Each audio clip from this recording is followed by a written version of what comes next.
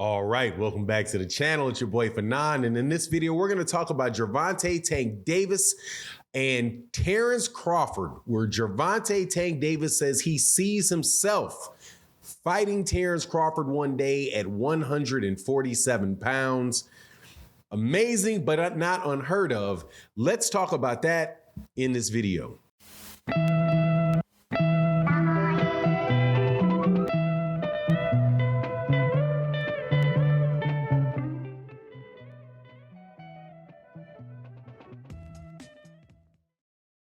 All right, welcome back to the channel. It's your boy Fanon, and in this video, we're going to be in the 147-pound division and the 135-pound division at the same time, talking about Gervonta Tank Davis and Terence Bud Crawford.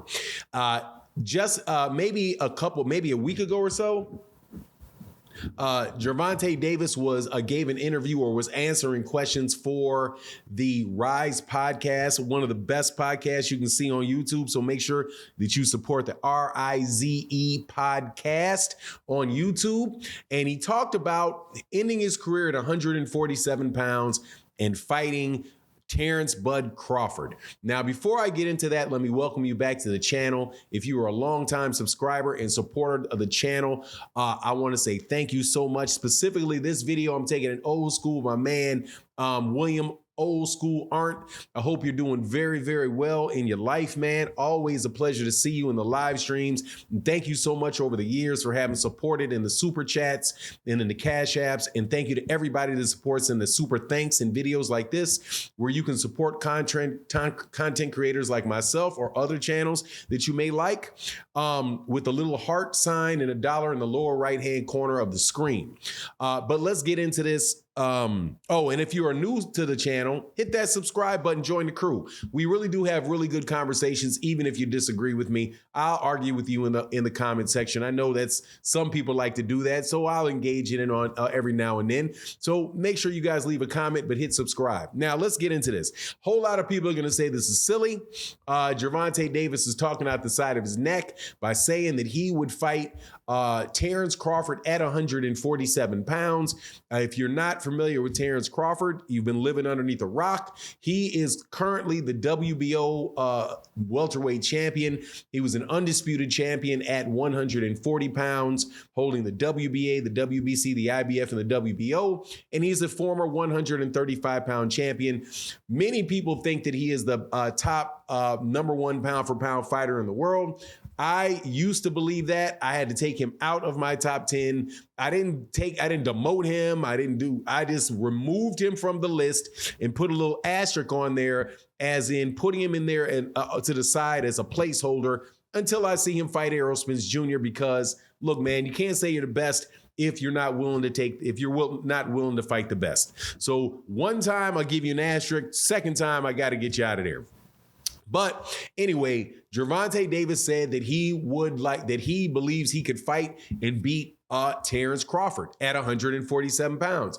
Now, what are a lot of people's reactions going to be to that? I can already read it. I can see it in my mind's eye in the comment section.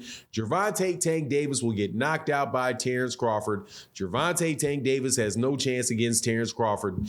All of that stuff, he'll be right, all of that. Because Gervonta Davis is a 130-pounder, started at 126. You have Terence Crawford, who's much taller, longer, is on a big knockout streak at 147 pounds. So we know cannot take place, right? Well, not necessarily so, because there are several examples. And the guy that really strikes out to me as far as that particular scenario or comparison is Floyd Mayweather Jr. and Oscar De La Hoya. Now, why do I say that? Because when Floyd Mayweather Jr. was at 130 pounds, he was calling out Oscar De La Hoya at 147 pounds.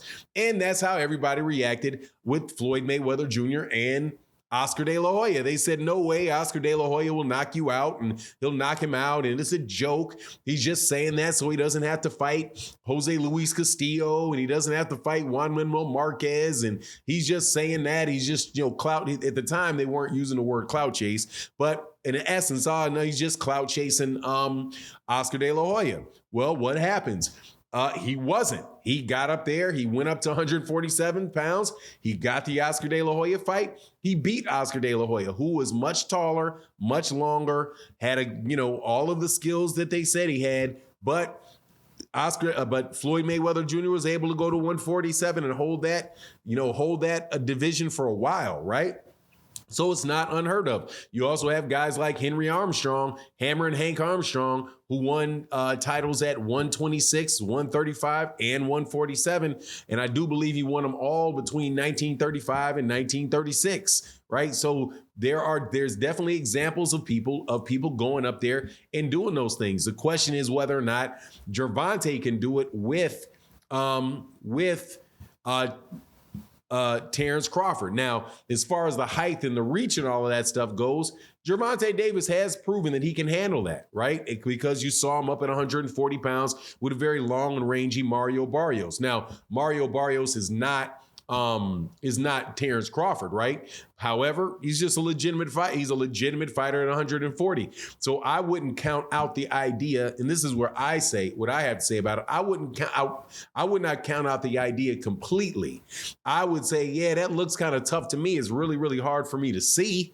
Right. And I think it's always hard to see when somebody is a lightweight and you're talking about 147 pounds. Right. But you also have guys like Shane Mosley, who was destroying people in 135 pounds, jumps past 140, goes to 147 pounds and also beats Oscar De La Hoya. Matter of fact, he winds up going and having fights all the way up to 154 pounds from 135 pounds. Now, I do think that Shane Mosley is himself still a little bit bigger than Gervonta Davis, but you just don't know, man. Now, if you had to ask me what I think, I'd be like, yeah, that really kind of seems like a tough hill to climb.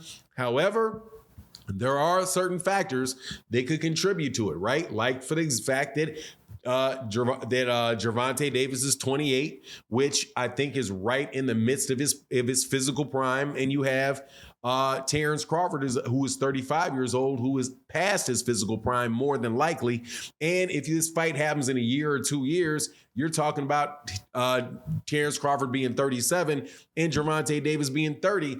And when you have those type of ages coming together, you never really know what's going to happen, man. There's a very good chance that Terence Crawford may not have the reflexes. He may not have all those things necessary, that he had when he was 30 years old, right? And that's something that I said related to him fighting Errol Spence Jr. But honestly, by the time all that comes around, the real guy, the more than likely that Gervonta Davis would have to beat within, I suspect, 2 years, is Jaron Ennis. And Jaron Ennis, I think, because those guys are roughly the same age, I think Jaron is maybe 2 years younger than Gervonta Davis, and he's a guy that is a really big 147 pounder. I think that very well may be a little too much for Gervonta, but regardless, man, look, crazier things that have happened. Hey, I appreciate the man saying that he's got, got the nerve to say that he's willing to do that. Definitely does not seem afraid to move up in weight classes. But also, man, he kind of one time said something about fighting Keith Thurman at 147. This sounded like a slight contradiction to this, but we'll talk about that maybe if we talk about it in the live stream or something like that. Anyway, just wanted to drop this one real quick on you. Let me know what you think in the comment section. And with that, I'm out. Deuces.